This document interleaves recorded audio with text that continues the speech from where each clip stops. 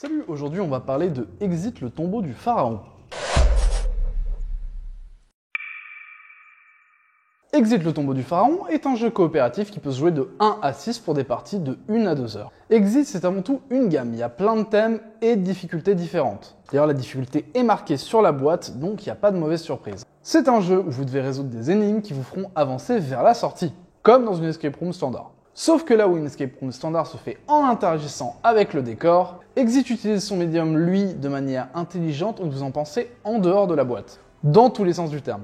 C'est d'ailleurs pour ça que le jeu est jouable qu'une seule fois, parce que vous devez percer, déchirer, voire trouer ou annoter des éléments du jeu. En plus de ça, les énigmes sont raccords avec le thème que vous choisissez. Ça donne une ambiance réussie et une immersion garantie. On va parler du but du jeu en détail, mais toujours sans spoil. Imaginez-vous en vacances en Égypte. Vous êtes en train de visiter le tombeau de Toutankhamon. L'endroit est aussi beau que mystérieux. Mais quand vous vous retournez, vous vous rendez compte que vous avez perdu le groupe. Vous commencez à errer à travers les couloirs pour essayer de retrouver votre groupe. Vous vous éloignez encore plus et vous vous retrouvez dans une chambre que vous n'avez pas remarquée lors de votre visite. C'est une chambre funéraire, mais le temps que vous vous rendez compte de là où vous êtes, la porte derrière vous se ferme. Non mais on n'a pas un autre son pour la porte. Bon. En regardant autour de vous, vous trouvez un carnet de notes couvert de poussière ainsi qu'un disque mystérieux. Le livre est votre unique chance de sortie car il contient les énigmes qui vous permettront de quitter ce tombeau avant qu'il devienne votre tombeau. Ce tombeau sera votre tombeau. Ça, c'est pour les prémices du jeu. Mais ce qui est vraiment sympa, c'est que ça sert aussi de guide.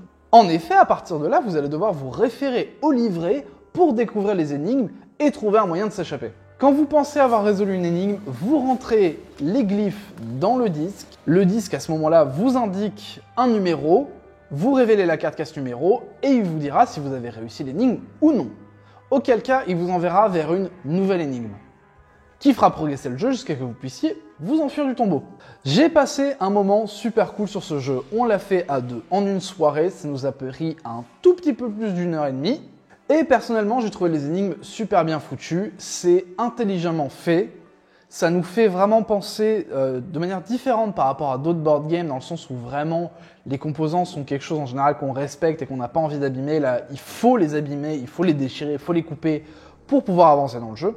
Malheureusement, je ne vais pas vous donner plus de détails sur la façon qu'a le jeu de s'opérer, parce que sinon je vais vous spoiler, et le spoil c'est pas bien, surtout dans un jeu qu'on peut jouer qu'une seule fois. Sachez que même si le jeu est jouable qu'une seule fois, il vaut malgré tout son prix. Et c'est pour cette raison que je ferai sûrement d'autres reviews de jeux de cette gamme. Si vous voulez choper le jeu, comme d'habitude, regardez votre boutique locale, et dans tous les cas, je mets un lien Philibert dans la description. Abonnez-vous parce que c'est chantilly, hein, et surtout merci beaucoup d'avoir regardé la vidéo. Hop.